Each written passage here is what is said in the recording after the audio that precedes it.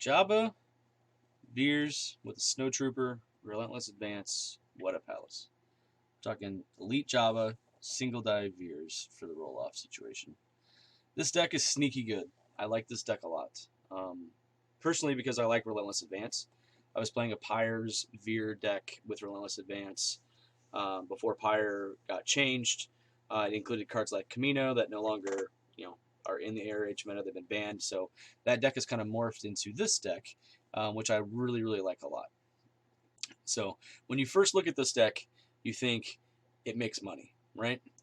With Jabba and with What a Palace, if you can win the roll off with 3 dice, or if they give you What a Palace for some reason, um, you think, hey, this deck can make money. It has the potential to make a lot of money, and realistically, you would think that one of the big main breakout cards for this deck when making money is Blizzard 1. And you would be correct. This deck does run a single copy of Blizzard 1. But in reality, I think the real breakout card for this deck is Relentless Advance. Now, Blizzard 1 is very, very scary, especially when it hits the battlefield early. Of course it's very scary. It's 2 dice, potentially 14 damage off those 2 dice, or a DM to take 8, which is fine. I have no problem with you taking 8 damage. But the extra ping damage that this deck can do with Relentless Advance is scary good. We're talking 3 to 4 damage per turn, after round 1, is just insanely good. But these 2 cards are definitely kind of your game finishers. If you can get the money off of Jabba, and if you have What a Palace and get Blizzard out early round 2, like that's a game ender. It can be a game ender really well if they can't manage that. But let's say Blizzard 1 gets discarded or gets DM'd, or they do deal with that. What else do you do? Well, that's where Relentless Advance takes over, and the ping damage this deck can do off of that is very, very good. So let's talk about that. Let's talk about our 2 win conditions, or 2 finishers, and let's see how we get to each one of those. Right. So Blizzard 1. How are we going to make money to get Blizzard 1 out? Well, Jabba's action after he activates is look at the top 4 cards of your library and go, find a yellow card from among them and put it into your hand. And when we're talking about money, the yellow cards that you're looking for is Reap, right? Quintessential Reap. Ambush, turn 1 of your dice to side showing a resource. Boom. Jabba's got a 1 money and a +2 money. Veers has a 1 money and a 1 money. Snowtrooper has a 1 money. Let's say you roll out Jabba and you rolled both +2s. Oh, well, that kind of trash. This kind of sucks, right?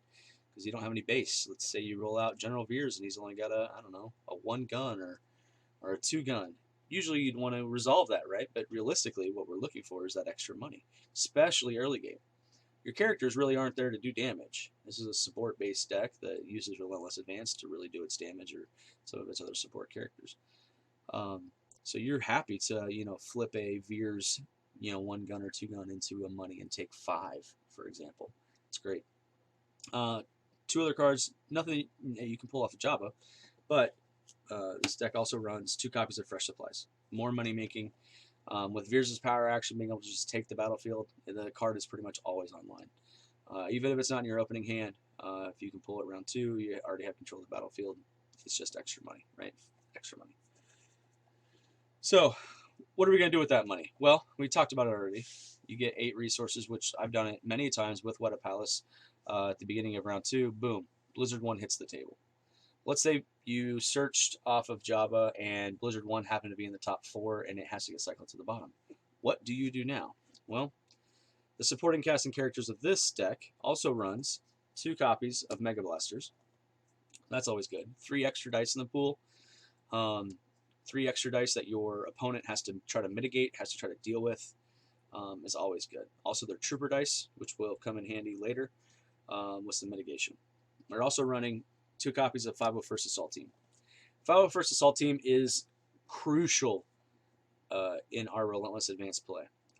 It's a support that you can activate for 4. Seems expensive. For 4, it doesn't really do anything on its own when it comes into play. But it does bring a E-Web with it every time you activate. Every time you activate it, put an E-Web placement into play.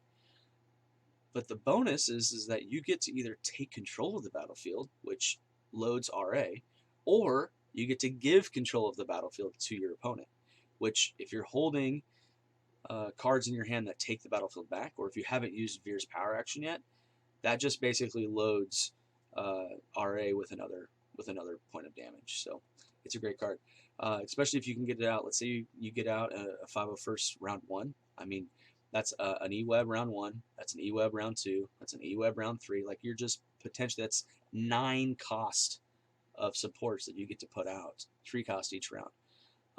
So it effectively pays for itself.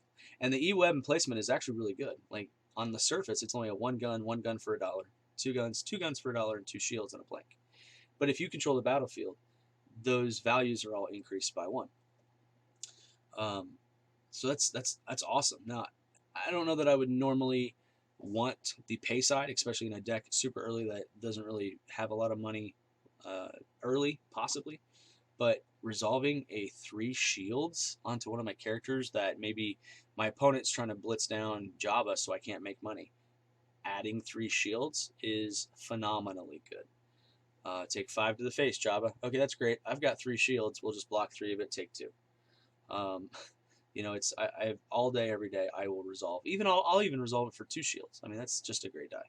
So E-Web is great coming off of the 501st.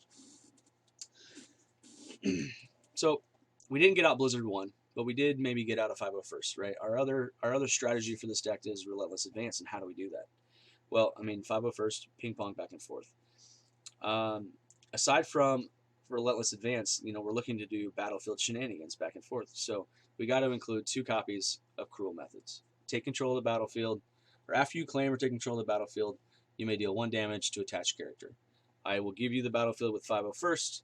I'll take it back with Veers. I'll do 1 damage to your character because it has the downgrade. By the way, I'll also put another one on Relentless Advance.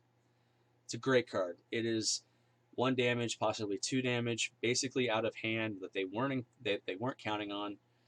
Combination with actioning Relentless Advance every round for 2 or 3 or even 4 extra damage really puts them in a bind. I mean, think about it. If you action at the end of the round, Relentless Advance, and it has 3 damage markers on it, you have effectively, and you've got a Cruel Methods out, or even 2 Cruel Methods out, you have effectively done 5 damage out of hand that they can't interact with.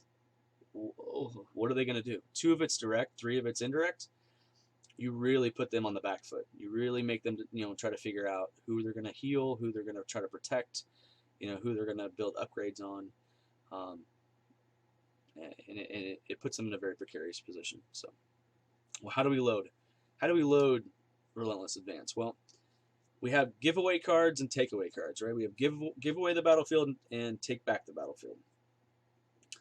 So, a couple of the take or give away the battlefield, specifically one that you can pull off of Jabba. Let's say it's late in the game, or maybe you just didn't find a reap. Survival Instinct, 0 cost. Give control of the battlefield to your opponent to remove a value, remove a die showing a value of 2 or less. Hey, I like the fact that you rolled out a Hondo special and you already took a resource from me. I'm going to go ahead and give you control of the battlefield to remove that die. By the way, Relentless Advance is going to build also once I take it back with either my 501st or Veers to, smack you in the face for another 2. Another card that I love giving away the battlefield is Tactical Retreat. Give control of the battlefield to your opponent to give shields to your characters distributed as you wish based on the number of red characters that you can spot. So early game, I give you control of the battlefield. I will take 2 shields. And then I'll just take it back with 501st. Oh, and then I will Survival Instinct to give it back to you to remove a die. Great. So that's how we give away the battlefield. How do we take it back if we don't have a 501st or we don't want to use Veers power action right away? How do we take it back? Well, a couple of great cards. One of them, one of my favorite cards, is this Offensive Position. If an opponent removed one of your red dice, during their last turn this round, roll it into your pool. Take control of the battlefield. That says 2 sentences on it. The first one, maybe not as important, right? If they removed one of your red dice last turn, you can roll it back in. Great. If got a Blizzard 1 die that they removed, I can roll it back in. But really where this card shine is the last line says take control of the battlefield. 1 cost, take control of the battlefield. Seizing Territory is a great card. We don't run it in this deck because there's not a lot of troopers. So this is kind of the offset for that. 1 cost, take control of the battlefield. I also run 2 copies of Taking Charge. Can't really play a Battlefield Shenanigan deck without playing Taking Charge. It's a great card. 1 cost, ambush. If you control the battlefield, removal die. Great removal. Ambush removal. If you don't control the battlefield, take control of the battlefield, build your RA, do an extra damage with cruel methods, and then reroll a die. You might be rerolling your own just so that you can take control of the battlefield. Who knows? Great card. Works great as mitigation, great as extra damage out of hand, great as relentless advance, building, and all that good jazz. So we know how we're gonna make money. We know how we're gonna use that money for our supports, and we know how we're gonna build our relentless advance. If you're noticing, we're not really doing a lot of damage with our characters. Some of our characters' abilities we're using to help us do that damage or to help us build that money. So how are we going to protect our characters? How are we going to keep them alive long enough in order to do that damage? Well, we got to play some mitigation. And we play mitigation in 2 different forms. So I play 2 copies of Riot Shield. Great card. Blocks for 2. Blocks for 3 if you got to play it on a Snowtrooper. Realistically, though, it's just blocking for 2 on either Jabba or Veers. But it does give you some of the longevity. Let's say late in the game, you've only got 1 character left, right? You're staring down a Jedi with 5 upgrades. They're rolling out 7 dice, right? What do you do? Well, you might have quite a bit of money at that point. It is a good possibility. You may have, had to, maybe you didn't really build up as much as you want, but you need to mitigate some dice, right? VPD is always a good card in a deck that makes money. Even if you're, have a single VPD that you're mitigating a single base die for 1, it's still really great. And then you still get to go after that. So maybe you play offensive position or, tactical retreat even early to mitigate a die and then still, give yourself some shields. I play 2 copies of Measure for Measure. Great piece of mitigation, especially with the Snowtrooper. You're not really probably resolving the Snowtrooper die, so trading it out for somebody else's die is always good. If you have the Mega Blasters out, Measure for Measure is great there too. Speaking of Mega Blasters, 3 dice, extra dice in the pool. Blizzard brings an extra die to the pool. Route is always good. You're a slower deck, so you're probably going to have way more dice in the pool than they do at any point. So 1 cost for 1 removal, or 1 cost for 2 removal potentially, is really good. So let's say you've already used your money, like we talked about with Survivalist Instinct, and grabbing that piece of removal off of the Jabba activation. You could also pull cards like Electroshock. I run 2 copies, and 2 copies of Headstrong. Always a great card in any yellow deck. Now, the caveat to these 2 are obviously they're spot yellow. So if you've got an opponent who's going after Jabba, you might want to grab those earlier than later instead of a Reap. Or if you already have a Reap in your hand, maybe you grab an Electroshock or a Headstrong early in the round, early in the games, in order to keep your Jabba alive long enough to build up to 501st or Mega Blasters or Blizzard 1. Because of their spot yellow requirements, people do tend to think you probably have those cards. Or at least in your deck, and so they're going to go after your yellow character first. But, man, they're such a great card. Headstrong, 2 costs, remove 2 dice. Like, that can stifle, even early. Your opponent is trying to get set up. They roll a bunch of resources. They want to build. You're playing against blue, who wants to make money so they can play lightsabers. Headstrong, 2 dice that just rolled out early, sets them back quite a bit. Electroshock, again, great. Value of 2 or less. It's just a great classic card that 1 cost. It's just it does everything you want it to do. So this is my deck. I like it a lot. I usually can action Relentless Advance for 2 or 3 or even 4 at the end of a round, and then still have 1 on it to start the next round. That's 3 extra damage that they can't interact with. That really does damage over time. If you can make the money and get Blizzard 1 out early, awesome. If not, there's a lot of damage out of hand as long as you can sustain. So Every card in here has a purpose. That's the one hard thing about this deck, is deciding how valuable the card in your hand is compared to what you could possibly roll into or what you could possibly do. Um, I don't do a lot of, or I try to not do a lot of discarding to reroll with this deck, because every card has a purpose. Every card has some weight or some purpose to keep my characters alive, or make me money, or advance my win condition in some way or another. Um, yeah, so that's it. I hope you guys liked it. I like this deck a lot. Um, I'm sure there's some optimization that can be done to it, but this is how I'm kind of playing it right now. Um, but yeah, I appreciate you guys tuning in, and we'll see you in the next one.